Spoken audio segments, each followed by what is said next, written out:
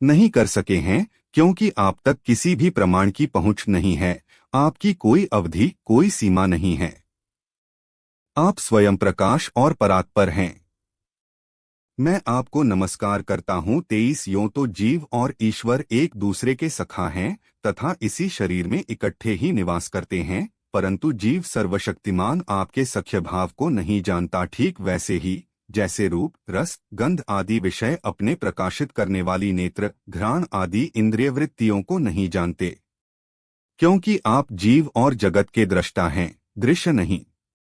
महेश्वर, मैं आपके श्री चरणों में नमस्कार करता हूँ। 24 देह, प्राण, इंद्रिय, अंतःकरण की वृत्तियाँ, पंचमहाभूत और उनकी तन्मात्राएं, ये सब जड़ होने के कारण अपने को और अपने से अतिरिक्त को भी नहीं जानते, परंतु जीव इन सबको और इनके कारण सत्व, रज और तम, इन 3 गुणों को भी जानता है, परंतु वह भी दृश्य अथवा ज्ञ रूप से आपको नहीं जान सकता, क्योंकि आप ही सबके ज्ञाता और अनंत हैं।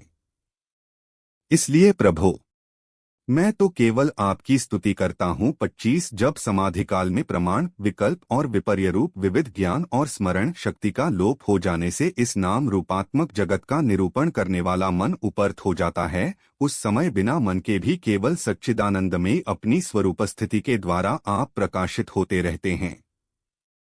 प्रभो, आप शुद्ध हैं और शुद्ध हृदय मंदिर ही आपका निवास स्थान है।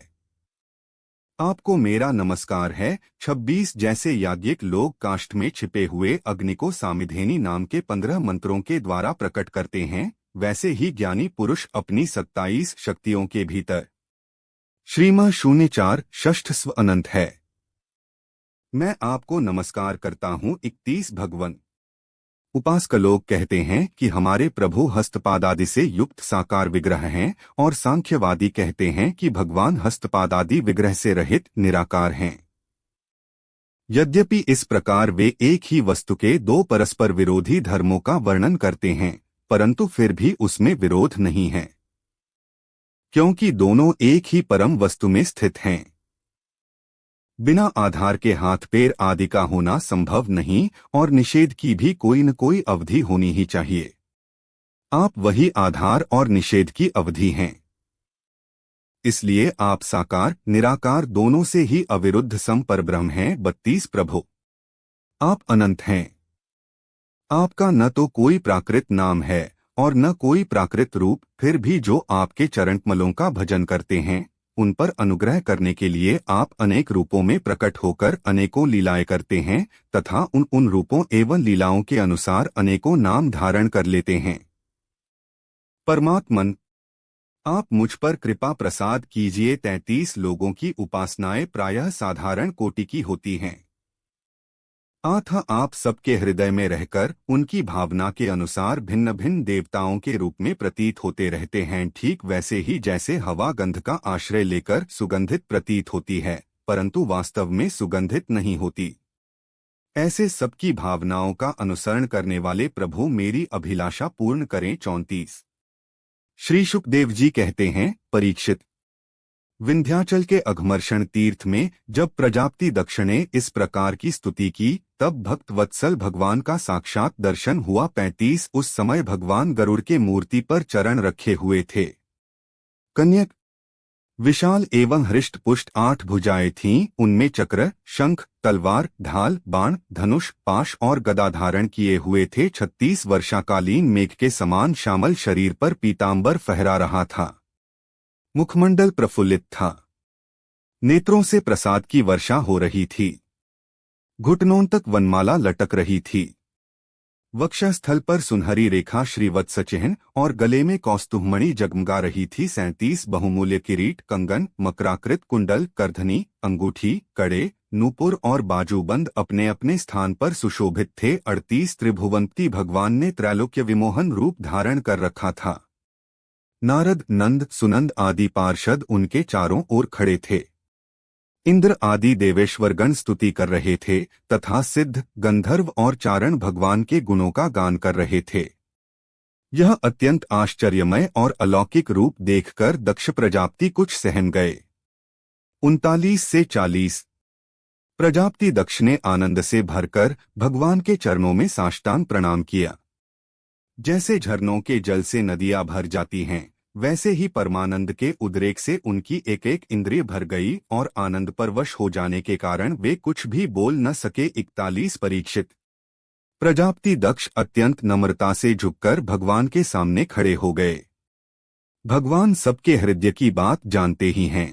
उन्होंने दक्ष प्रजापति की भक्ति और प्रजावृद्धि की कामना देखकर उनसे यूं कहा। 42 श्री भगवान ने कहा, परम भाग्यवान दक्ष, अब तुम्हारी तपस्या सिद्ध हो गई, क्योंकि मुझ पर श्रद्धा करने से तुम्हारे हृदय में मेरे प्रति परम प्रेम भाव का उदय हो गया है। 43 प्रजापते, तुमने इस विश्व की वृद्धि के लिए तपस्या की है, इसलिए मैं तुम पर प्रसन्न हूँ, क्योंकि यह मेरी ही 412 श्रीमद् इच्छा है कि जगत के समस्त प्राणी अभिवृद्ध और समृद्ध हों। 44 ब्रह्मा शंकर, तुम्हारे जैसे प्रजापति, स्वयंभुव आदि मनु तथा इंद्रादि देवेश्वर, ये सब मेरी विभूतियां हैं और सभी प्राणियों की अभिवृद्धि करने वाले हैं। 45 ब्राह्मण, तपस्या मेरा हृदय है, विद्या शरीर है, कर्म आकृति है, यज्ञ अंग हैं, धर्म मन है और देवता प्राण हैं। 46 जब यह सृष्टि नहीं थी तब केवल मैं ही था और वह भी निष्क्रिय रूप में,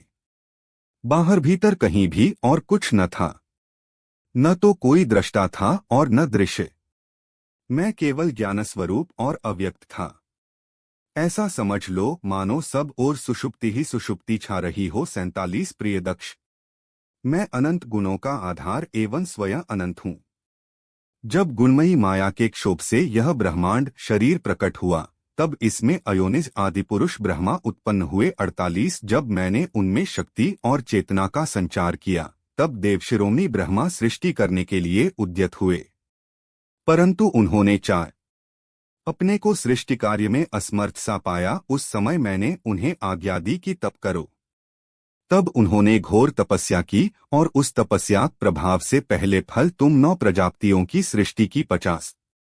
भगवत प्रिय दक्ष, देखो यह पंचजन प्रजापति की कन्या असिकनी है, इसे तुम अपनी पत्नी के रूप में ग्रहण करो। 51 अब तुम गृहस्थोचित स्त्री सवास रूप धर्म को स्वीकार करो, यह असिकन भी उसी धर्म को स्वीकार करेगी, तब तुम इसके द्वारा बहुत सी प्रजा उत्पन्न कर सकोगे। 52 प्रजापते, अब तक तो मानसी सृष्टि होती थी, परंतु अब तुम्हारे बाद सारी प्रजा मेरी माया से स्त्री पुरुष के संयोग से ही उत्पन्न होगी तथा मेरी सेवा में तत्पर रहेगी। 53 श्री शुकदेव जी कहते हैं, विश्व के जीवनदाता भगवान श्रीहरि यह दक्ष के प्रकट हैं। इस प्रकार अंतर्धान हो जाते हैं जैसे स्वप्न में दिखाई देने वाली वस्तु स्वप्न टूटते ही लुप्त हो जाती है। 54